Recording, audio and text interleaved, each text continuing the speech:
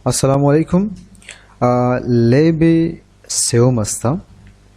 در لیبی اول ما شما هوست نیم کار کرده بودیم که هوست نیم چی هست و چگونه میتونیم که با یک سویچ یک هوست نیم بتیم ما.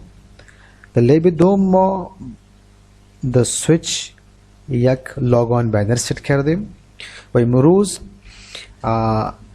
لیبی سوم است، یعنی امروز ما شما کنسول پاسورد را کار میکنیم و میبینیم که خود کنسول پاسورد یا کنسول چی هست. کنسول وقتی که شما سویچ بگیرین، سویچ توسط کنسول کیبل با یک کامپیوتر یا با یک دیوایس وصل می شود. با یک هوست توسط کنسول کیبل شما سویچ را میتونین که وصل بکنین. با او کنسول کیبل یا با مو کنسول پورت شما یک پاسورد میدین. او پاسورد چگونه داده میشه؟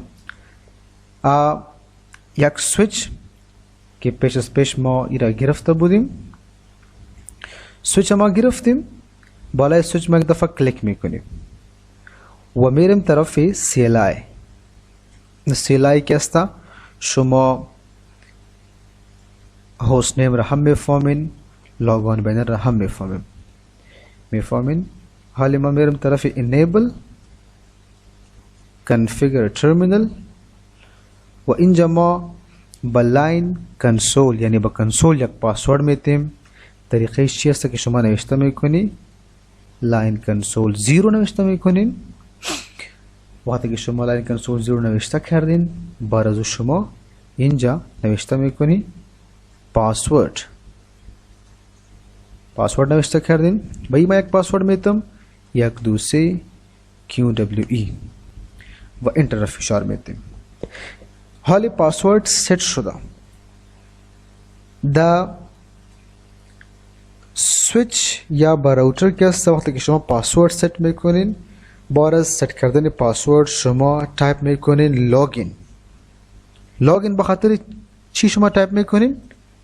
لاگین به خاطر ای تایپ میشه.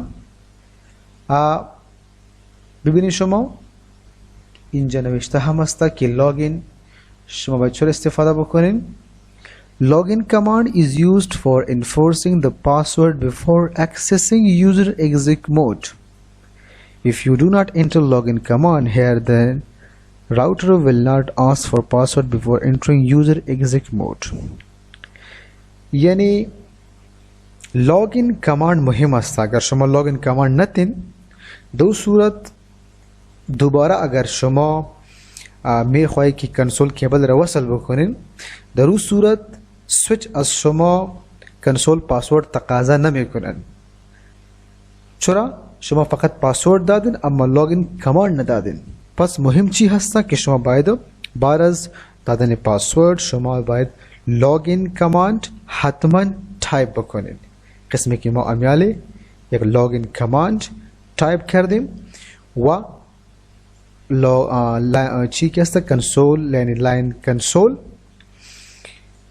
successfully set شده. کنسول پاسورد successfully set شده.